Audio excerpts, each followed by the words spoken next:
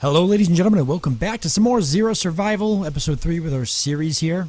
We had started off last episode by pretty much looting everything that Rockdale had, acquiring a pretty hefty amount of gear actually, and now I am heading north, heading towards the Castle Rock settlement, but I wanted to stop and see what this little yellow X on the map was, and it looks like it's some type of cabin area. I'm approaching it with caution because I really don't know if it's just some type of camp or if it's actually some type of hostile area.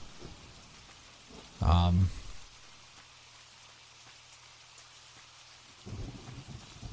guess we'll check it out and see what we're up against here. Might be some good gear if it is some type of camper location or something. It is currently raining and thundering right now, which is definitely making it harder for me to hear. I don't know if the loot table's generating in yet, so we'll have to wait and see if it does or what. Here we go. A crossbar. Red dot site? Yes. Another drone chassis. I think I'm good for now with that. The red dot site's pretty cool. I didn't realize that there was attachments in the game. That just changed everything for me. If I was given this game a score rating, it would be a higher rating now that I found out there's attachments in the game. I always love weapon attachments. Okay, a small backpack. Okay, I don't seem to be finding anything else. Those are 223 rounds. We'll take that. Another G17. We'll take it and store it. Okay, so these red X's are worth checking out if you're going to run across the map. They're worth stopping in to see what there is, because there could be some good stuff. We've had some luck already with this one. I don't think I can put a G17 on a pistol.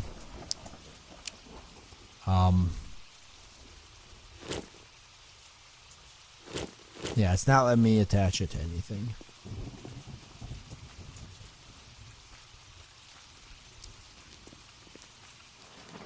Alright, so I guess worth noting to hit these if I'm running past them. I might... Every time I say that crowbar, I think that it's like a M14 or something. I get way too excited.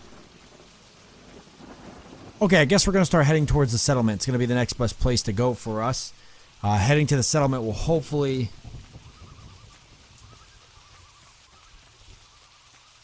will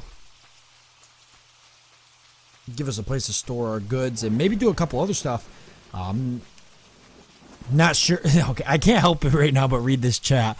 This guy said, 1v1 me, kid, you're trash. He responded, you got your booty clapped all day in AM. Made you quit. Ha ha ha. Are you 13? Why would I waste my time? Because you're a bot and you know you will literally get wrecked. This is great. It's like Infestation Survivor Stories all over again for me. Hopefully the game doesn't go that route. I'd hate to see a massive wave of hackers come in and ruin it. Because right now I'm actually really enjoying it. These guys got stuff next to their names and I wonder how they get that. Oh, that supply drop is like actually reasonably close. Are we going to make this or are we going to fall to our death? Because I'll be really mad. Oh, we're sliding. We're going to fall to our death. Oh, no. We took a little bit of damage, but not a lot. Okay. Oh, I was really scared there for a second. We'll eat and drink. That'll get our health back up so we don't have an incident. Okay, we're inside the safe zone. You cannot take damage in the safe zone. I do believe that if you shoot in the safe zone, you can be shot. I saw people in the chat talking about that earlier.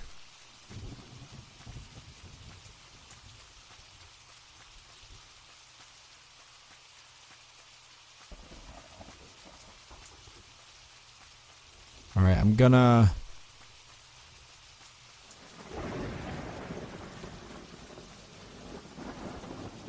head up here and to the safe zone. I'm seeing a wall up here. And we're gonna have to find an entrance to actually get in.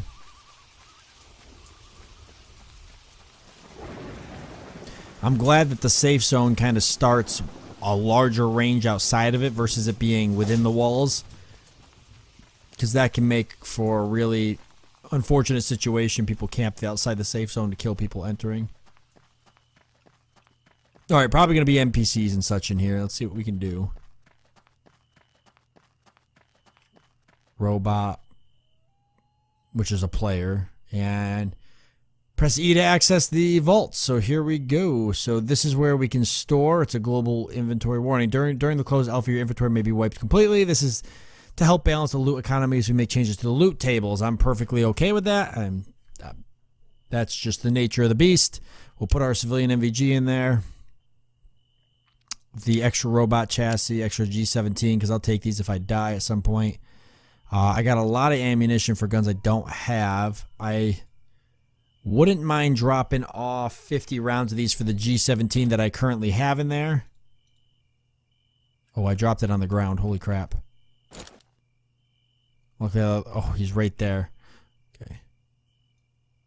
So I can drop it, but I don't know if I can transfer a certain quantity. Can I take a certain quantity? If I could take them one at a time. Huh. Okay, I'll just keep that on me then. 9mm ammo is pretty easy to come by.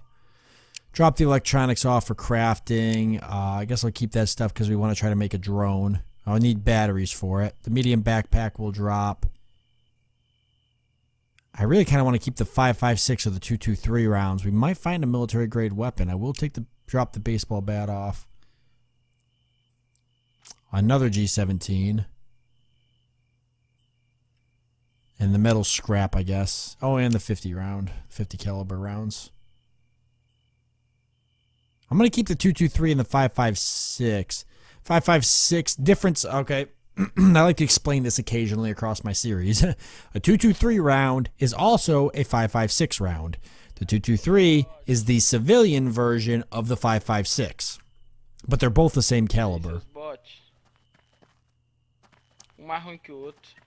Good. I love listening to people talk.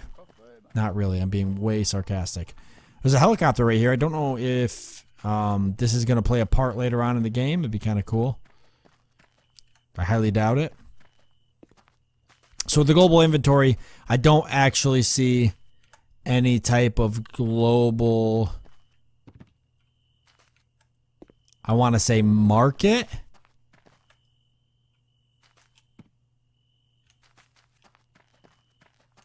Basically, I don't see a place where people can buy gear. Yeah, that's a pretty significant difference.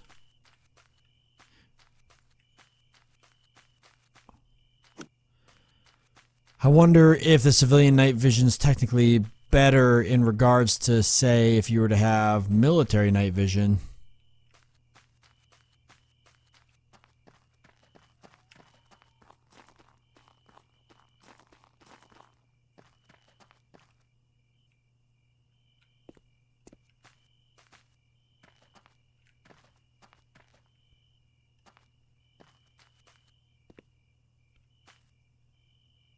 I clearly missed a epic thing going on with the chat over there.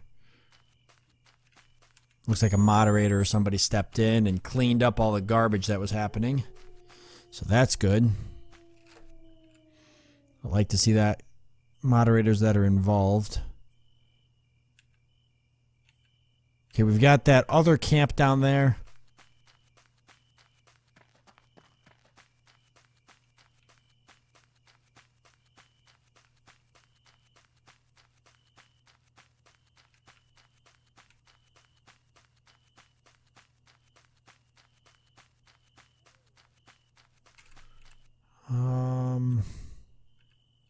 I think I'm going to head off this way. Keep the night vision on. We're going to be exiting the safe zone soon. And we've already got shots. I don't think they're directed towards us. If they are, that sucks. As soon as we exit the safe zone, we're going to be a target. We know that one guy was also in the middle of exiting the safe zone, so he could potentially be waiting outside for us.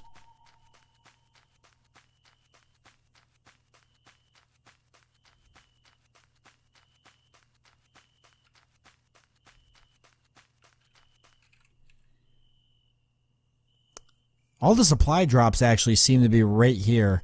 Doesn't seem like we get a whole lot of supply drops outside this area. So if I hang out in this area, I'll probably get the chance to hit a supply drop, which I'd love to do because I know there's a bunch more weapons in the game.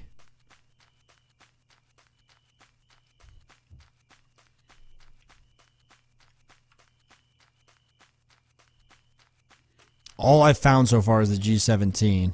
I really want... I mean, we've heard other weapons in the game. We've heard people shoot them. I'd love to find some type of M14 or a... or maybe a...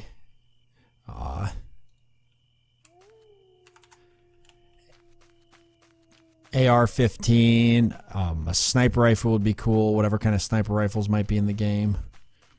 Where are we... Oh. Where are those coming from? Holy, how is there so many people shooting at each other? Where the heck are so many people grouped up? It was off in the southeast over here. Vicinity. Probably by that cabin. That's going to be my guess. It's actually where I was heading to. Oh, well, I'm dead. Oh, dang. Oh, he's got an FN scar, so that gives you a good idea what kind of weapons you can get. Not really how I want to find out. Okay, now we're by the Golden Eagle settlement. Not sure if the global inventories collide. I would guess yes. I want to say yes. The global inventories are going to be crossed. It would be very weird if they weren't. But this put us a little bit closer to Redsville City, which is where I wanted to go anyway. So I think we'll hit Camp Pleasant and get loot from there, and then we'll head there to Redville City. But we want to loot up before we head in. It's going to take me a little bit getting used to the controls and getting used to being able to go after people. Dang, I lost my night vision. What else did I lose? All that ammo with the G17. The night vision's actually probably the biggest disappointment for me, personally. Because that was pretty awesome and pretty useful. But I had found 2 things of it, so I can't say it's super rare. As they balance the loot tables, some of that stuff will probably become rare, and that's why they had mentioned for the global inventory screen that they may wipe the inventories, because at some point they might realize that night vision's kind of OP and it needs to be a little more rare. And, you know, there might be people with like 40 night vision goggles, because at one point it was really common. So they'll wipe it so that way the economy's a little bit better balanced. Ooh, a first aid kit. That's actually pretty cool. The only problem with wiping, obviously, is that if people acquire some really cool, rare gear, you know, it's always upsetting when the stuff gets wiped, but you got to kind of understand that when you're playing these kind of games, that this kind of stuff can happen in the alpha release. So I got the first aid kit. See, we've already found civilian night vision goggles. It does make a big difference. Alright, we've got some cloth, which you can use to make bandages. Holy crap, a UMP9 with 18 rounds of ammo. What does this take, actually? Requires 9mm rounds. I had a ton of those, now I don't have any of those. If we find some more, we can use it. The red dot sight would have actually worked for this.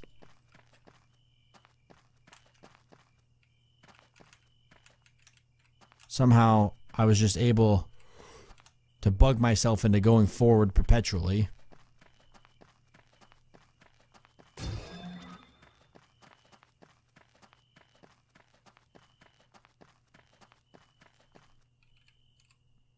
Let's see.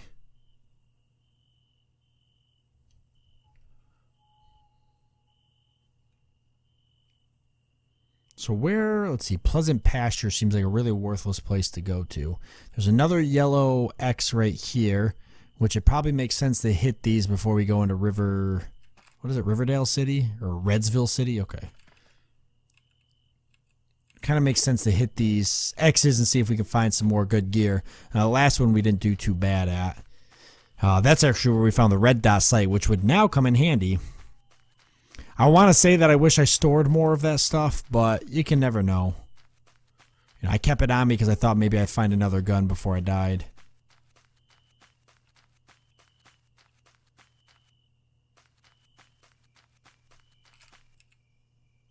Yep, it's going to be right over here. And then there's a second one, plus the Ridgeway Lodging, which I would say has the ability to spawn some gear. I wasn't expecting to find a UMP in Camp Pleasant, but here we are. Now I just got to get a lot of ammo for it because I'm sure it's severely inaccurate. I'm not going to be like sniping anybody with it anytime soon. It's a submachine gun variant, so it's going to be very poor range. I don't know if the robots spawn outside the towns and stuff. I know I talked about this briefly before. If they don't, I kind of hope that they eventually do. It's always a bummer when you know, the world's kind of empty. Aside from a few things like that. Alright, give me some good loot. A red dot sight, some more ammo. Something. There we go. 5.56 rounds, some cloth, some alcohol, some baked beans. We actually do need more food because we lost all our food.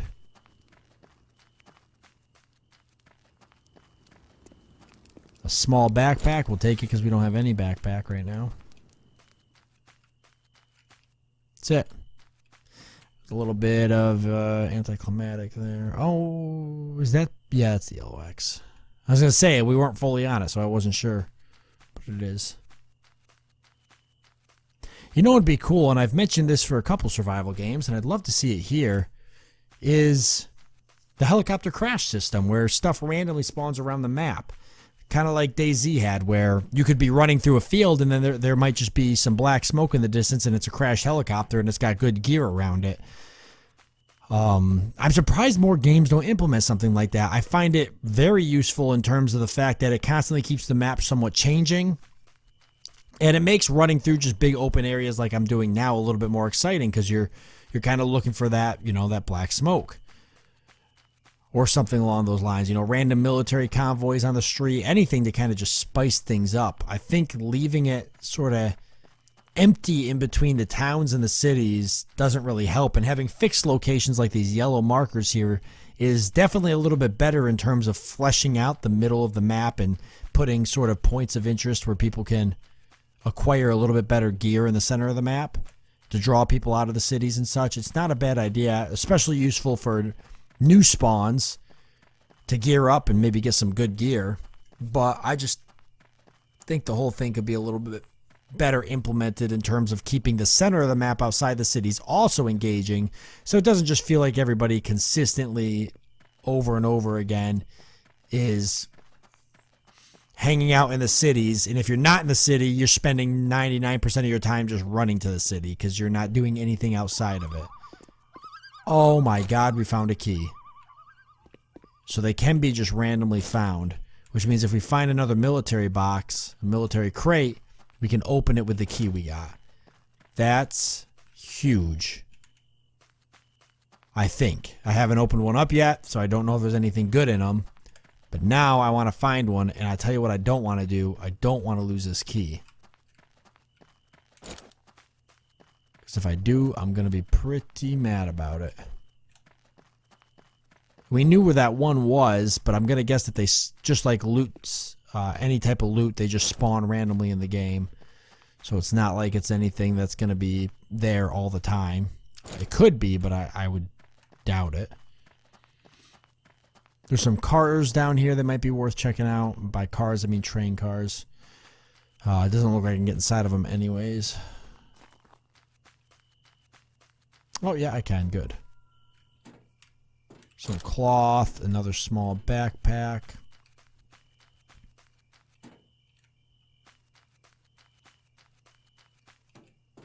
And some chips. And a...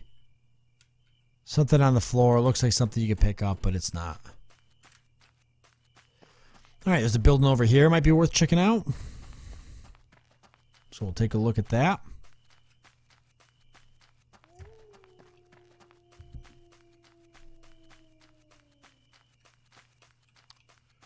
Maybe we'll find our military crate here. Ah, some more 9mm rounds. Good. So that puts us at 10 more rounds. I'll actually just go ahead and put them right in the magazine. If you're running into somebody, we're going to need them. 25 rounds seems like a lot, but it's not when you've got a automatic submachine gun. You just burn through them like, I don't know, it's just like anything. It's just rip right through that ammunition. I think that's everything for that building there. Now we just got to find a military crate so we can open it up and see if we get a little bit of good gear out of it. But we'll go ahead and end the episode off here since we're out of time. It does leave us, as we stand currently outside of Redsville City. So that's where we'll find ourselves in the next episode. With that being said, I want to thank you all for joining me. I do hope that you've enjoyed it, and I look forward to seeing you next time.